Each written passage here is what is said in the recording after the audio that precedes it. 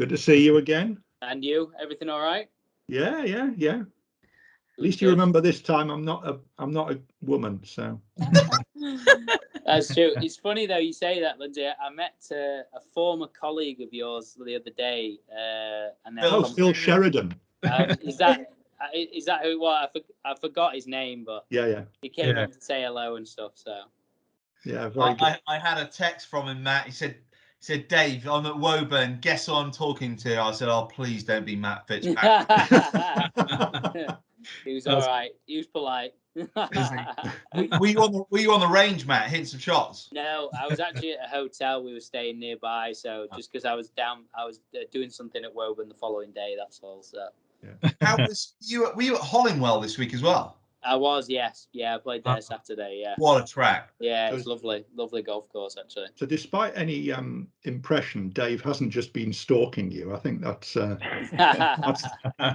way it looks. Start letting people in now, folks. Anyway, well, look. Keen. Can we, where are you, Matt? Where are you now? I'm actually in Scotland, in Renaissance. Oh, yeah, of course.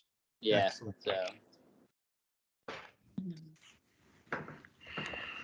So we've got quite a few people on. Hello, everybody. Shall we? Hi, everyone. Hello. We'll just wait a couple of minutes. But I guess just one introduction. Caroline, I think your son has been playing for his county. Is that right? He has. He had his first match for Middlesex on Sunday, which was great. Congratulations on that. He's now embarrassed. not about playing for Middlesex, but having been called out. But yeah, he's just turned 15. Very good. Congratulations to him. Matt, we'll give Caroline's son exclusive. What's your one tip? 15-year-old starting to play for his county. What's your one tip? Just hard work. If you want to get on tour, just got to put in the hours. That's all. Yeah, it's my biggest bit of advice. Well, he's glad the school holidays have come because I bet. Yeah, although the weather isn't helping in that regard. Well, it's neither up here either. It's miserable today. What's the course looking like up there, Matt?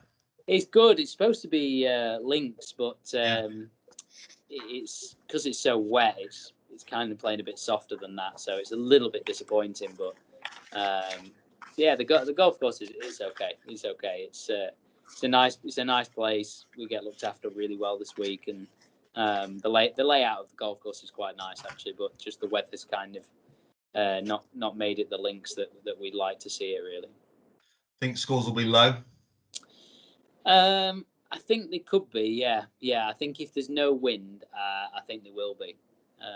It needs wind this place to sort of make it a little bit more challenging, and hopefully hopefully we get some decent weather. It might dry out for the weekend really. Fantastic. Very good. Well, should we make a start? Although we probably already have. Dave's already started. So sorry, I couldn't help myself. Yeah.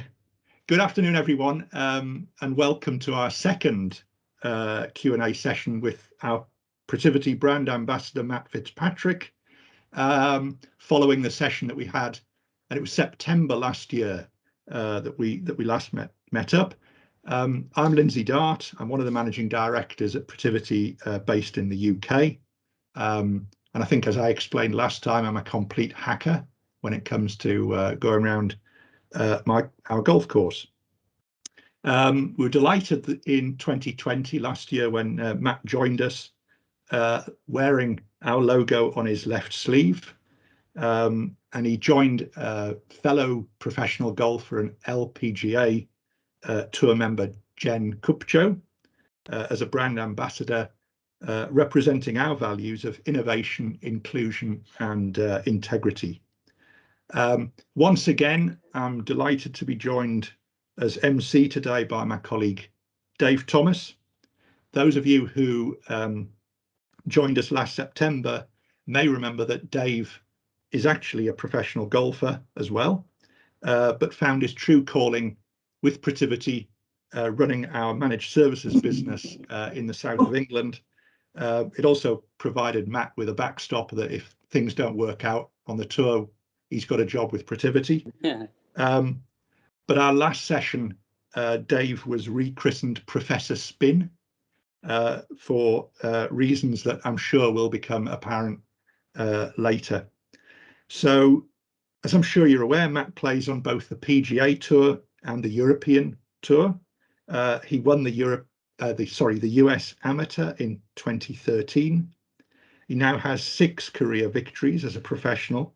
I think that's right, Matt, isn't it? Yes. Including the finale of last year's European Tour, the DP World Tour Championship in Dubai. And he got just the right amount of Protiviti coverage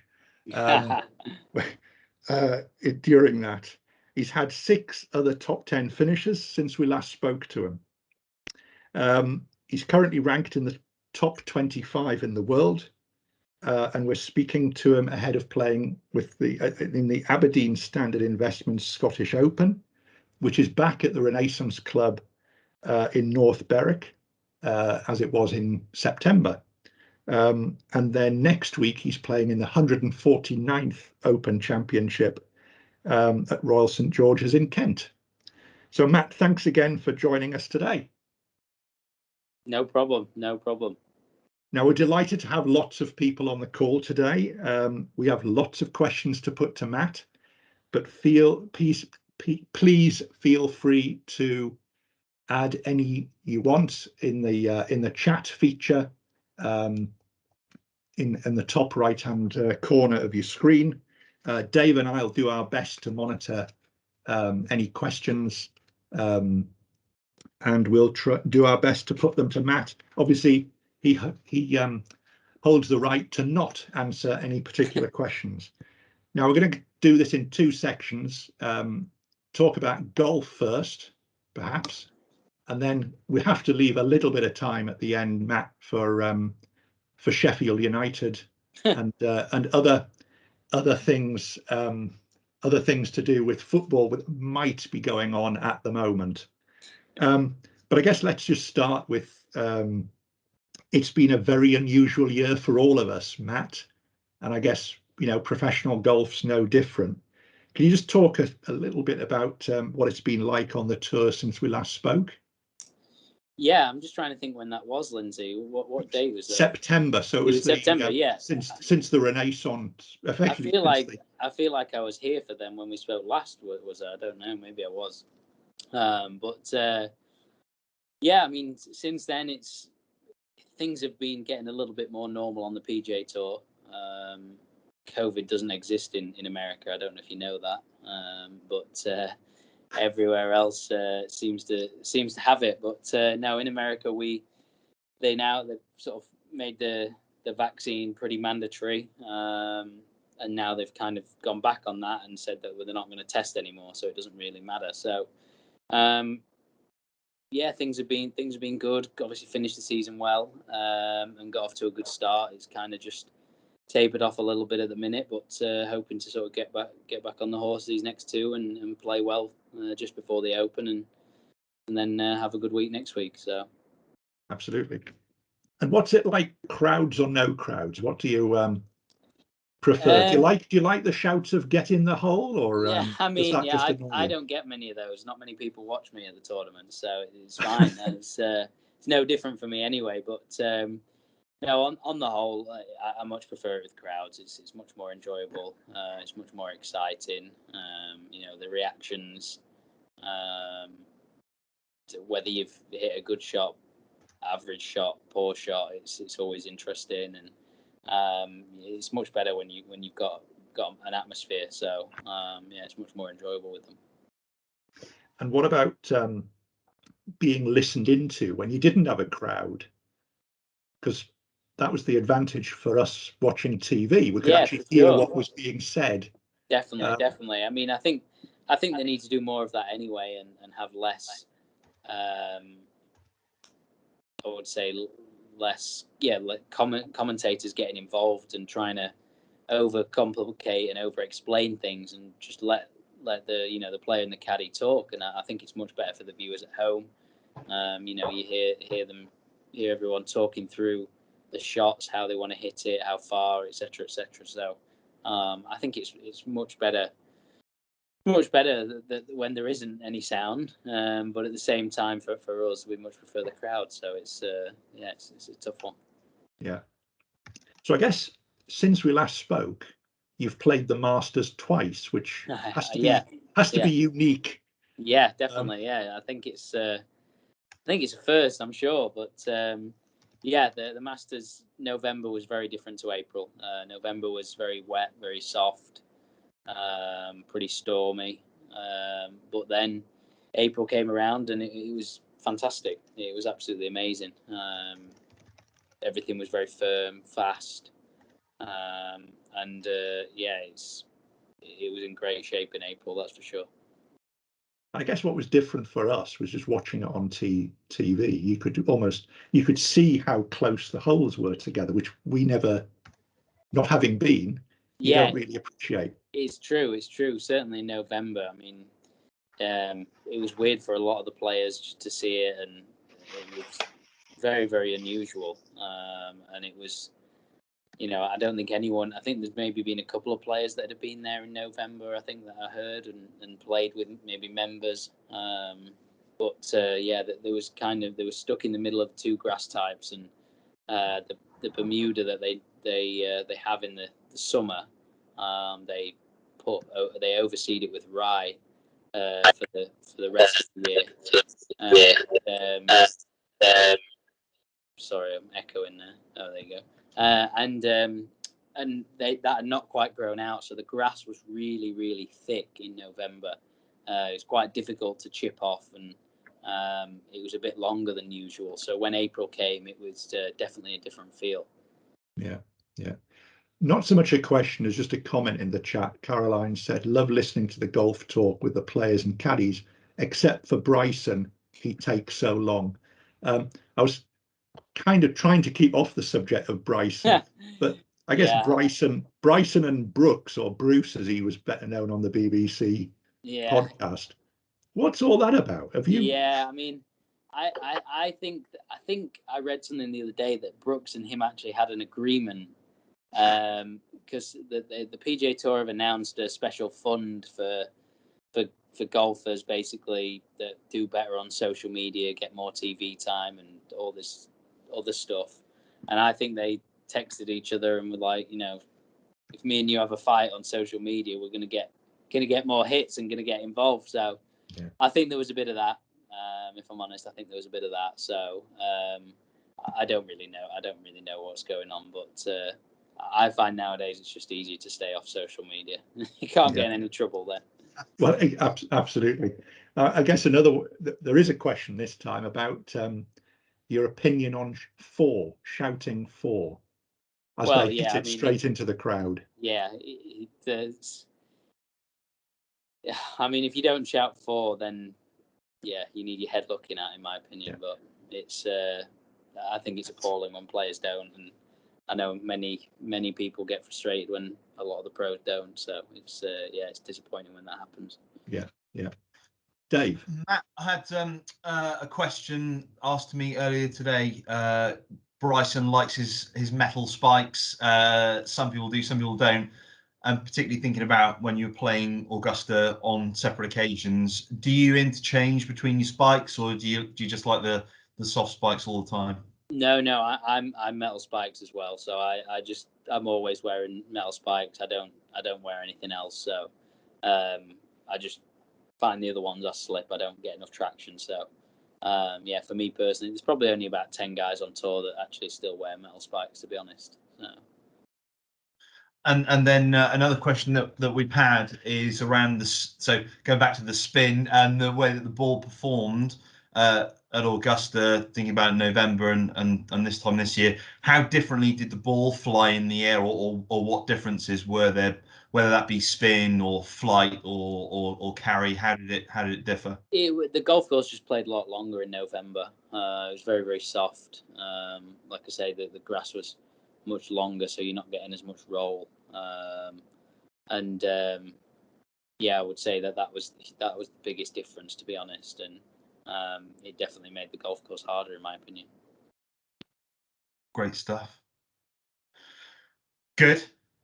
I think the patrons are clearly a big thing there, and it's good to see them. Good to see them back. How much of a difference has it made to your immediate team around you, Matt, with having the various quotas and numbers of people that you can have per player at every tournament? How has that affected you and your team? Yeah, I've been lucky, really.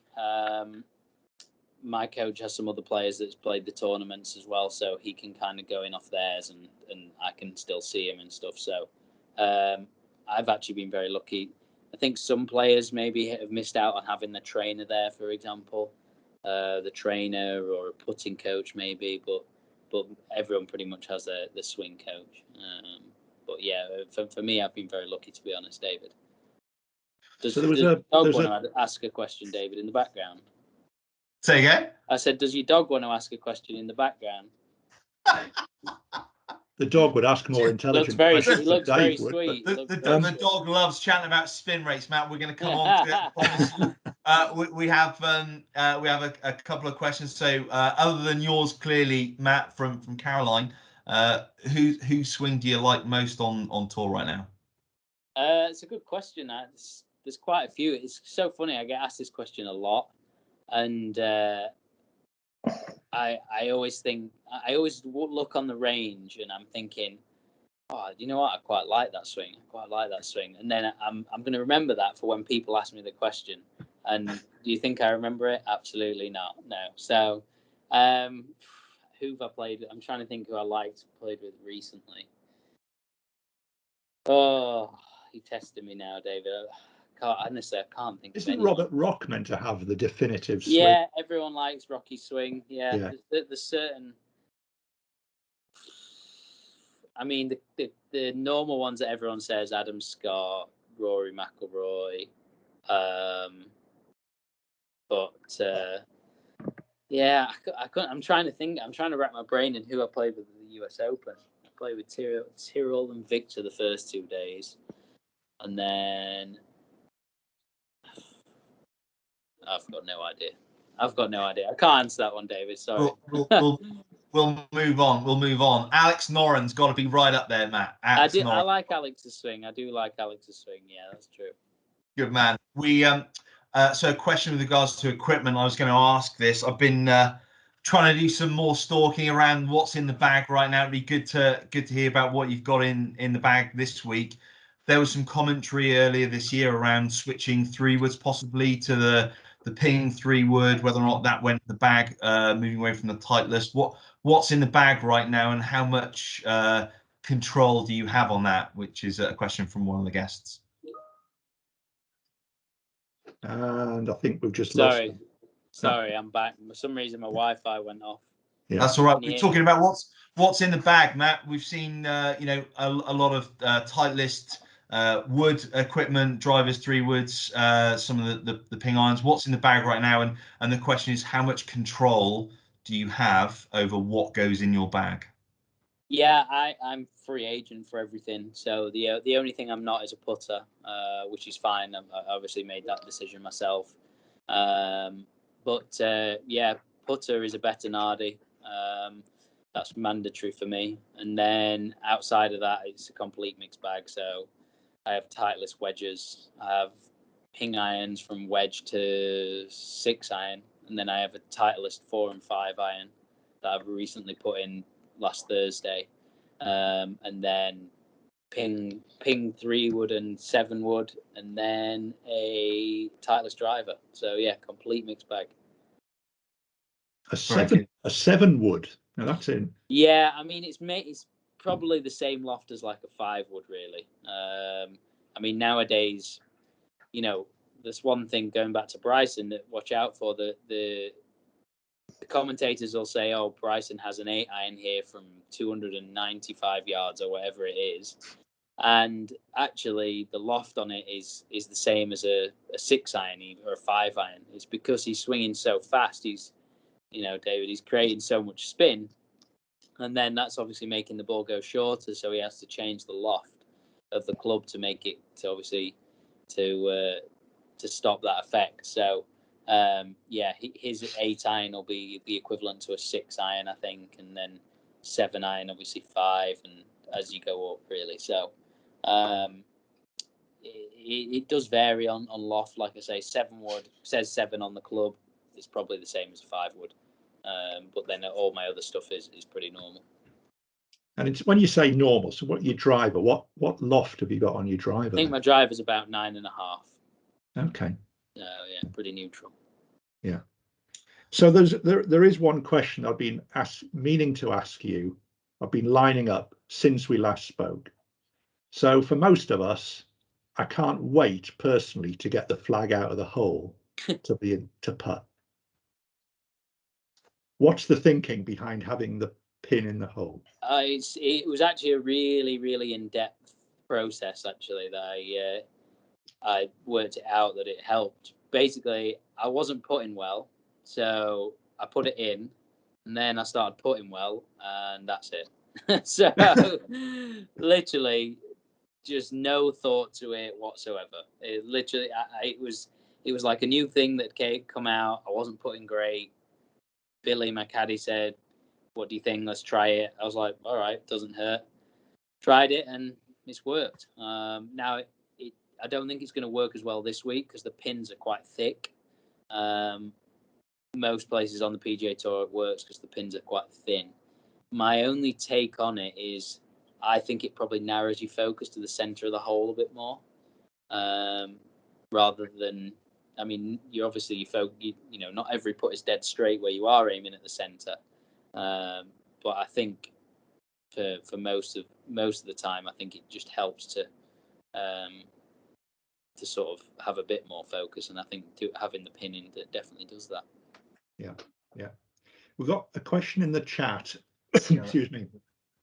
What are you currently working on with your swing coach? Yeah, so I'm currently working on today. We're doing it. I have a slight tendency to back up, so my body kind of goes this way as I swing down. I go this way and tilt back, and that causes me to flip the club or hit it right. I mainly flip the club. So we were working on kind of just feeling that my weight's a little bit more left-sided to start with, and then I almost go even further left in the downswing to sort of get on top of it. So I'm not backing up. If anything, I'm going forward. So yeah, that's the consistent thing we've been working on. To be fair, for a while, it's kind of the stage where my swing doesn't change too much now, and it's kind of in a decent place. So it's what we've been doing for a while. Yeah.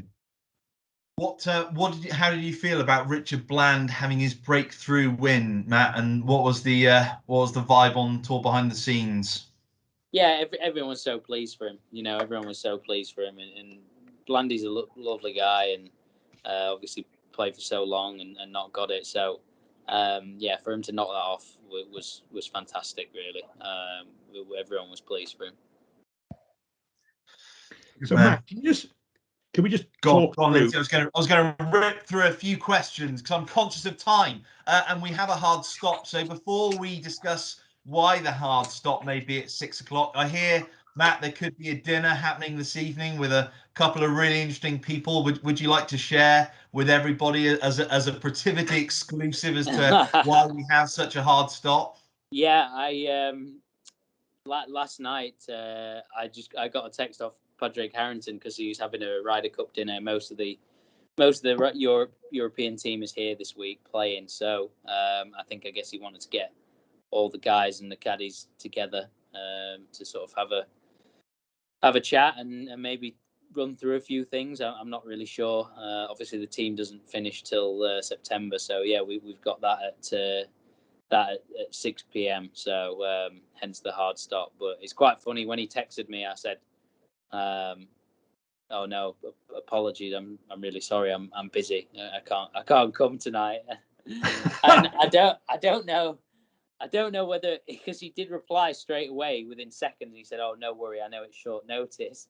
And then I was like, I don't know if I've messed up here, because then I said, "Oh, I'm just kidding. Like, I'm looking forward to it." So, yeah, that was. I made myself laugh anyway. Not sure I made him laugh. So there we go. None of us have really stood up Podrick Harrington before, but Matt I've tried his tried. best. Yeah. So actually, let's just talk about the Ryder Cup. I did look it up. There's 75 days to go to the start of it. So I guess the difference between the two selection processes is the Americans have got 6 automatic slots and 6 picks. Yeah. And we've got 9 and 3. Yeah. Which would you rather have, do you think? I wouldn't have either of them. I think I'd go 8 and 4, to be honest, Lindsay. I'd be closer to the 9 and 3. I think 6 picks is almost a waste of time, because if you're not picking the person who's 7th, then there's probably something wrong or personal, and arguably if you're not picking the person that's 8th, there's something wrong and it's personal. So personally I'd be closer to the 9 and 3. I think 9 and 3 is pretty good. It's obviously been strange these last, kind of 2.5 years of qualifying because of COVID, and they froze the rankings. So you've got guys who had a really good end to 2019 and a good start to 20 that maybe threw themselves up there in the rankings, didn't play well in 20, and then kind of had a bit of decent form in 21, that's kind of getting them through. So for me, I think it's going to be interesting to see what team that makes it. I think, I've got 9 guys in my head now that I'm thinking is definitely certain to make it. Don't ask me to list that, because I couldn't list all the names anyway. But I can, but yeah, because I wrote it down. But yeah, I would say the 3 picks. I actually think the 3 picks could be very interesting for Europe, to be honest, because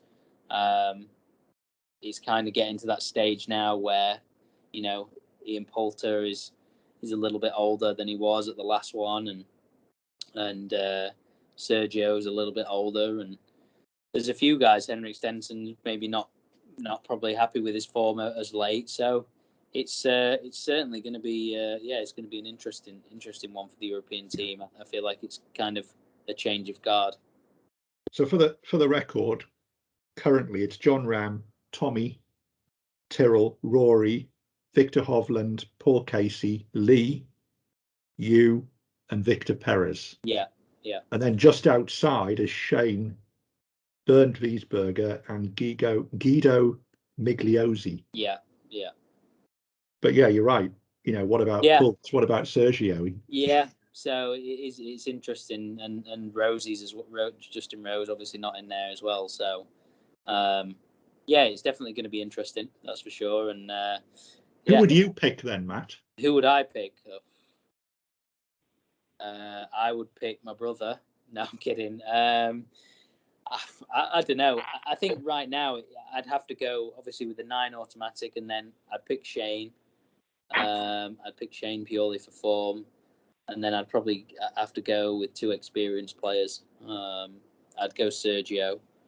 I think most people would go Sergio, and then it'd be between that I can think of off the top of my head. It'd be between the 3 of Stenson, Poulter, and Rosie. I think you'd have to look at the team and kind of see it. I mean, on paper, the most in form of those is Poulter. So you'd probably have to go with Ian, and particularly with his Ryder Cup history. So that's probably what I'd have to do.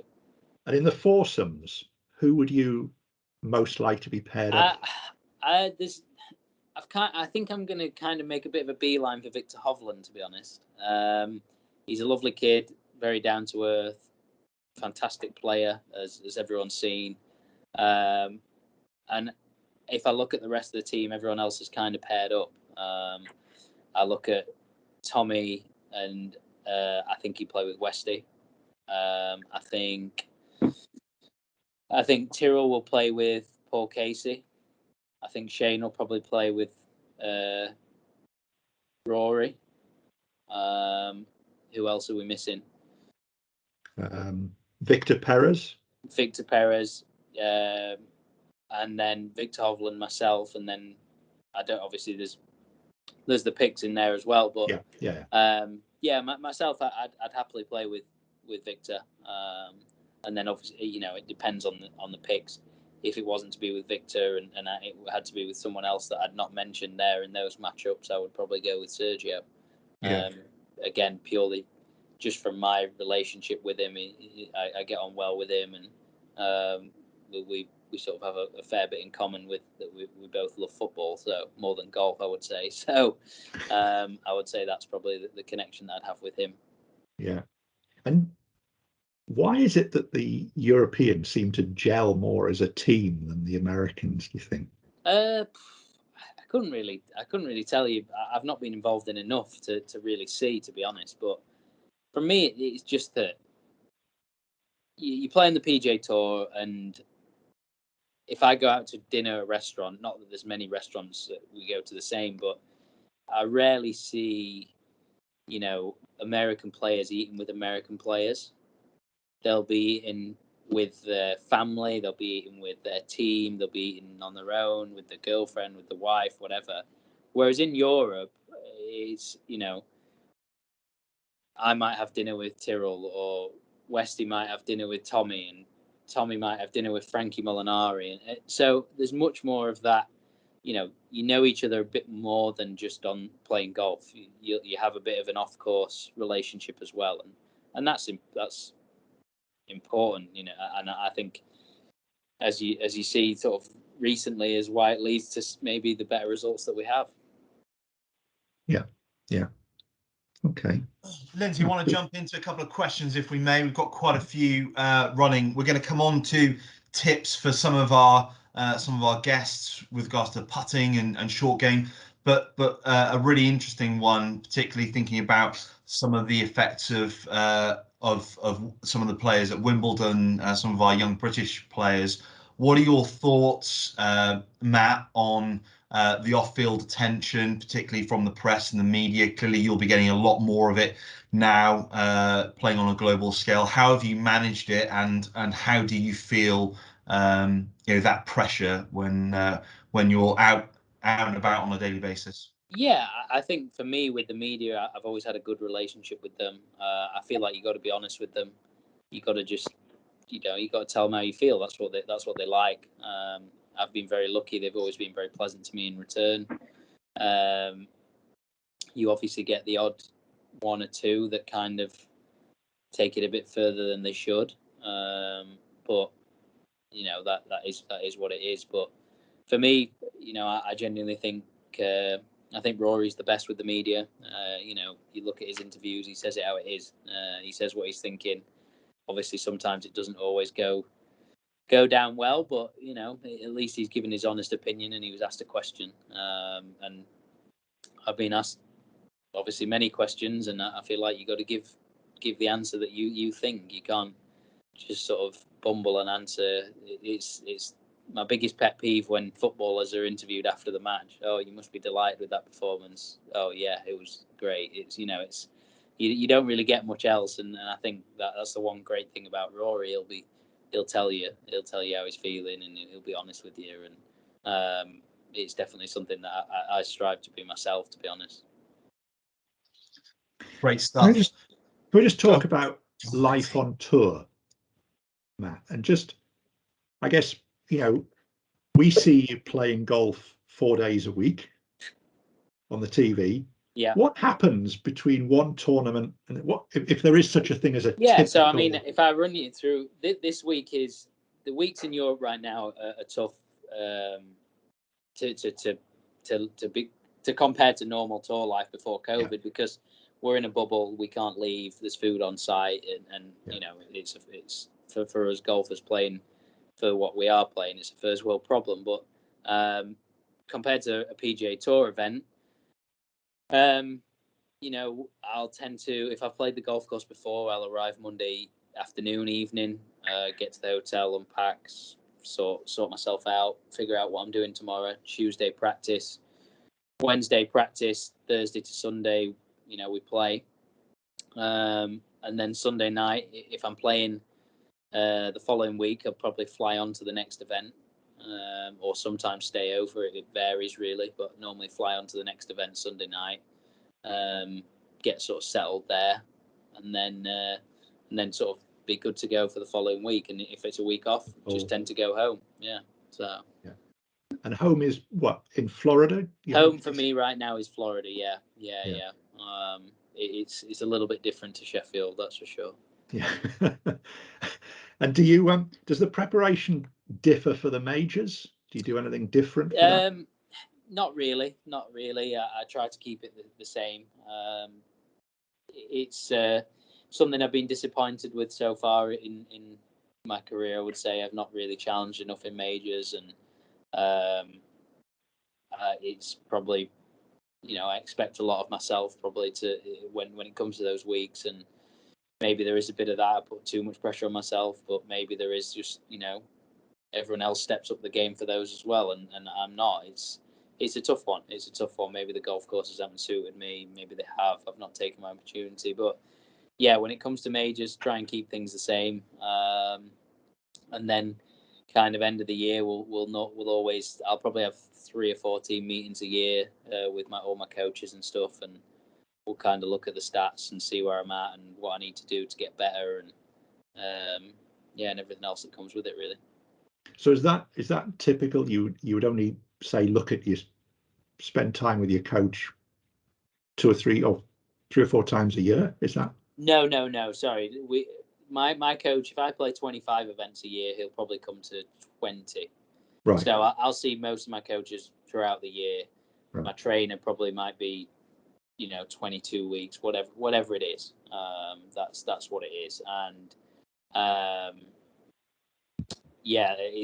the team meetings are kind of just to sort of have a look at each quarter of the year and be like, okay, well, for these 8 tournaments, you did this, and this is where you were going wrong, and this is where you played well, and blah blah blah, and we just try and narrow down areas of improvement. And 2 years ago it was my driving, and last year it was probably a bit of everything, a bit of short game, and this year it's my irons. So it's just, that's the annoying thing with golf. You can practice something as much as you want, and it could improve or it might not. It's and then if you practice that, so normally something else, or the 4 things kind of goes off. So it's a constant balancing act. Yeah. And what about next week? You've got Royal St George's. I saw in the paper some of the players are complaining about the COVID protocols. Yeah, I saw Ricky Fowler was complaining apparently. Yeah.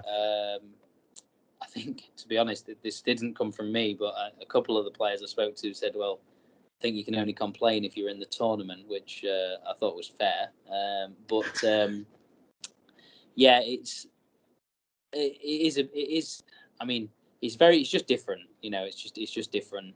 Yeah. For me, you're there to play golf. You're not there to. If they tell you you've got to stay in this place or this place, all right, it's not ideal, but you've just got to get on with it. It is what it is, and I think it is probably a bit more strict than other tournaments that we've played. Yeah. But on the whole, it is what it is. It is what it is. So I see that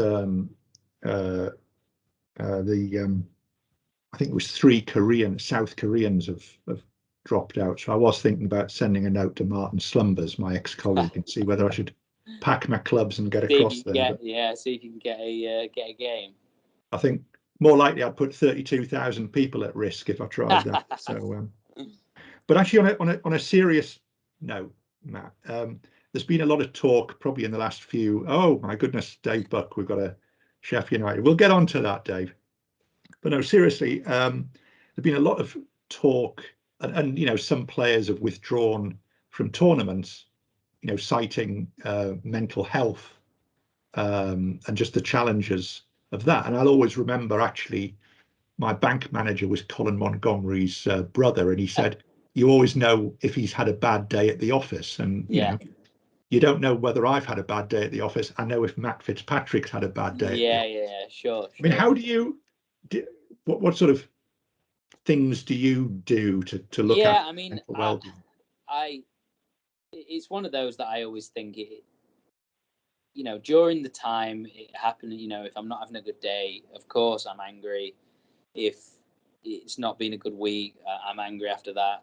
But I couldn't tell you what I did in the third week of May in 2017, what tournament it was or what finish it was. So, and I could have missed the cut, and I forgot about it now. And I think that's my big thing. It's you just got to have some perspective. It's not for us, or for me in particular.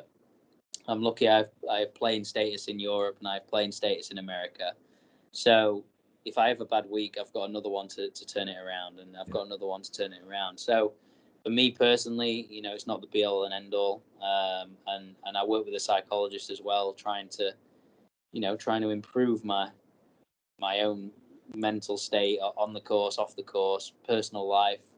And I think he's been very, very helpful for me personally. I think I've been very lucky. I've never really felt the pressure of that maybe some people have felt for take the Naomi Osaka for example, the stuff that she cited for mental. I've never dealt with that, so I can't speak on her behalf and say, well, she's right or wrong. So but for me personally, it's always I've been very lucky. I feel like I enjoy my golf. Yes, I have bad days, but I just got to give it some time to sort of let it go, really. There's a question here from Matt DeConza. You referenced practice and how it affects your game. Can you talk about the work you've been doing with Protiviti to improve your practice efficiency? Yeah, so we're still in the middle of that. I know Matt, so hello, Matt. But we're still in the middle of kind of pinning it all together, to be honest. I've collected about 6,000 to 7,000 shots that I've hit on the golf course. I've hit on the chipping green. I've hit on the range with my flight scope TrackMan, the radars that basically tell you how far it is. So I've got that all in a spreadsheet on Excel, and we've got various things that go with it: type of grass it was on, the wind that day, the temperature, how close it was, what club, distance. So you name it, we've basically got it. And I've given it to Protiviti. Some of the guys from Protiviti in the States are helping me kind of organize it and see if there's any trends to it, really. We haven't got to the bottom of it yet. It's something that I'd like to hopefully get in the next probably month, to be honest, and try and really finish it and see where we're at. But we're not really seeing any perfect trends yet. But hopefully we're not far off. Brilliant. So we do have a question from Dave Buck. As a blade, if/when you win the Masters, would your champion's dinner the following year be a greasy chip butty washed down with a gallon of Magnet? It'd be fine for me. I think everyone else would be complaining, that's for sure. And also, if I said a chip butty, they'd probably put crisps in America. They wouldn't do proper chips, would they? That's very true. But yeah, no, that would be very funny. Yeah, Dave, do you want to? Yeah, sure thing, Matt. We have a number of questions here, particularly around short game. We have our mid to low handicappers within the audience, and what do you think they could do, particularly focus on chipping and putting? Any tips to hone that skill set and reduce the scores? Yeah, the big thing for me is putting. If you can become really good inside 8 foot, PGA Tour average, they only hold 50% of putts from 8 feet. So I think I've played with many amateurs in pro-ams and they miss an 8-footer, and it's like, how did I miss that? Well, even the best are literally making it a coin flip. So you got to be realistic and with your expectations, and I think that's the biggest misconception with amateurs, that that's all the TV shows is players holding putts. So it's like, oh well, they hold them from everywhere, so I should be able to do that. But realistically, if you become very good from inside 8 foot, it'll make a big difference to your score for sure. Great stuff. We have now. Whether or not you want to answer this, Matt, that's up to you. But an interesting one, thinking about the cost of funding a season on the PGA or the European Tour. Would you be willing to share what it might cost you to play on an average week on at a PGA Tour event? An average week. I mean, I'll let everyone else do the maths on it, but for me, let's say I'm living in Florida and we're playing in New York. So I'll take a flight. That's 3-hour flight. So whatever that is, up to New York. And then you've got hotel from Monday to Sunday. Then you've got obviously your meals as well. Then you've got to pay your caddy for the week. And your coach might be on a percentage of what you win. And then your putting coach or your mental coach or someone else in your team might be on a percentage. You might pay a retainer already to your physio who's going to be there with you. So, whatever that averages out per week. And that's basically it, really. That's kind of your lot. So whatever that adds up to, if anyone's really quick at maths. A fair few dollars is probably the easiest way. We talked last time, Matt, about when you're in tournament play and the number of flags that you actually go at. Thinking about how you're going to play the Renaissance this week, what's the approach going to be in terms of what do you go for, what do you not, and how will that play out as the week goes on? Yeah, I mean, I actually looked at my my scores here when I played here last year and the year before, and just worked out what I actually got my stats company to work out what the top 5, the guys who finished top 5 both years, what they averaged on every hole, and then compared that to my average. So it turns out for me, I was well behind on holes 8, 9, 10, 15, and 18. So those are the holes that I need to improve. So everywhere else I was pretty good, and I was competing pretty well. So for me, it's probably making a little bit more extra emphasis on those holes tomorrow, having a good look at them, seeing the game plan, seeing where you can miss it, where you can't miss it, where to hit it off the tee, and taking it from there, really. Great stuff. We have a question here with Ryder Cup selection being on the cards. Hopefully, if you had to choose a 3-foot putt for your first major or to win the Ryder Cup, what would you choose? Major. And anyone who tells you differently is lying. I'm telling you now, you give a 3-foot putt to Ian Poulter, he's definitely picking that major. Very good, very good. The rough at Royal St George's is apparently looking pretty strong. How will that impact your strategy? Clearly, you're a great driver of the golf ball anyway, but do you think you could use that to your advantage over some of the other players who maybe don't keep it as on the fairway as frequently as you do? Yeah, I think it'll be interesting. I've heard the golf course is in great shape, so I'm actually looking forward to seeing it. I played it in summer of 2019, and it was I didn't mind it at all. I quite liked the golf course. It was quite nice, but it was obviously in a different shape then. And but yeah, I'm looking forward to seeing it again next week. Fantastic. I think we may have missed a couple. Oh, here we go. We have another one. Which major would you most like to win?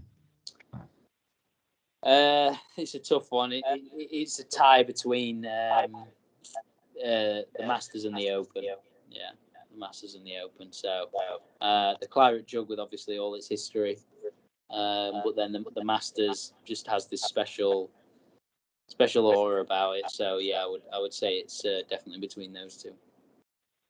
What about the Open next year? Nice win at St Andrews.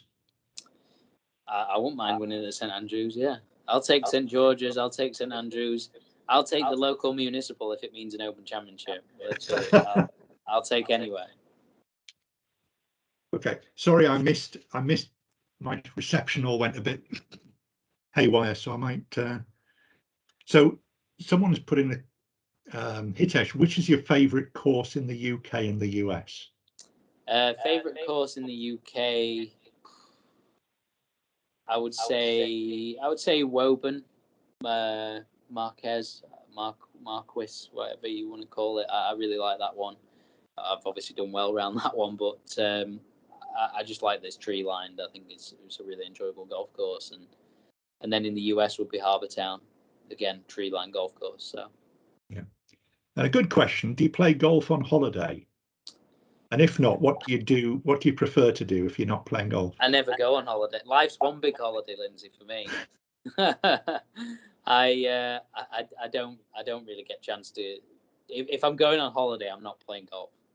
That's for sure. But I was going to say, you don't play for fun, as it were? No, do you play with your mates? Well, yeah, I would like to do more trips with my pals for sure to go play, because I do love that social golf where we're playing with each other. That's a lot of fun actually. And I'm conscious of time, but I guess just quick question about your brother. He's at college in the US, is that right? He is, yes. Yeah, that's right, yeah. And is he going to be a tour pro, do you think? If he keeps playing like he is, then he's got a good chance. Yeah, he's got a good chance. Just got to keep working hard and seeing how it is. Yeah. Very good. Question in the chat. How do you feel about? Sorry, Dave. Go ahead. I was just going to ask before we missed one above, and it's quite interesting. So, Matt, I saw a couple of comments from a number of your coaches from your college days, and they were amazed at the level of analysis and the depth of your focus and your study around your play. There's a question here in the chat around: do we think we see golfers overthinking it? Clearly, you like to study a lot of things in depth. There's a lot of analysis that goes into it. How do you see that amongst your fellow tour pros? I think it's each to their own. Dustin Johnson, for example. No offense to him, I'm kind of jealous sometimes that he just kind of seems to not think about anything, and it's like aim and fire. And I think that's what makes him so good. I think DJ, obviously, that's his way of going at things. I would say you take someone like Colin Morikawa. I think he's like in between. He seems like a very feel kind of player, but at the same time, I've gotten good authority from people that he's quite analytical with his game. And then probably me at the other end of the spectrum that's, analysing this, that and everything really. So it's definitely, it varies across the tour, but I would say the most part are probably in between DJ and Colin that I know of. Great stuff. And moving on from, sorry, just one more, Lindsay, just for Martin, thinking about that and the impacts on the pace of play.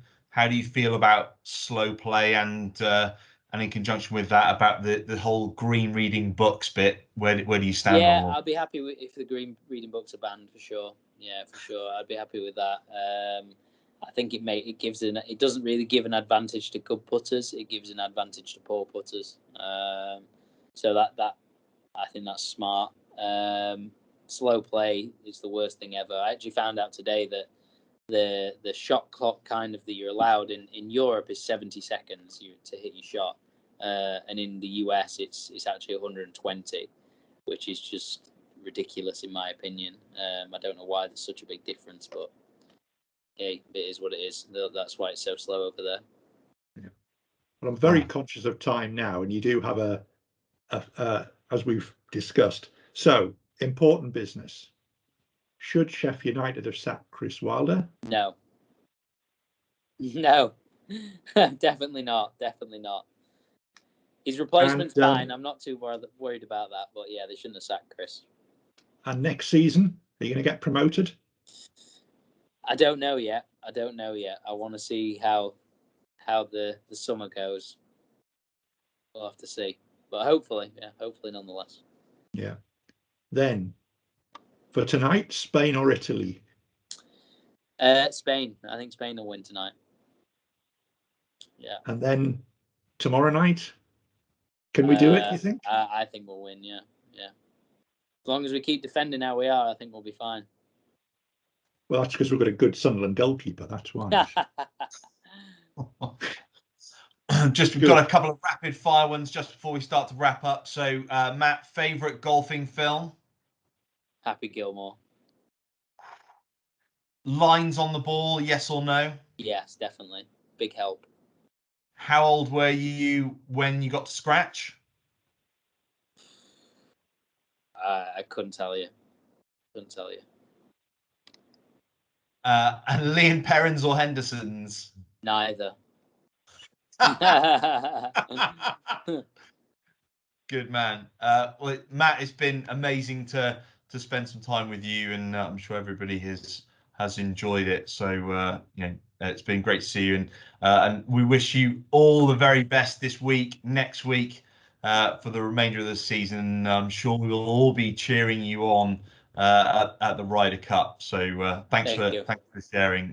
Lindsay, over to you for final comments. Yeah, just reiterate that, Matt. All the very best. Thank you. We're really proud to have you representing us. Yeah,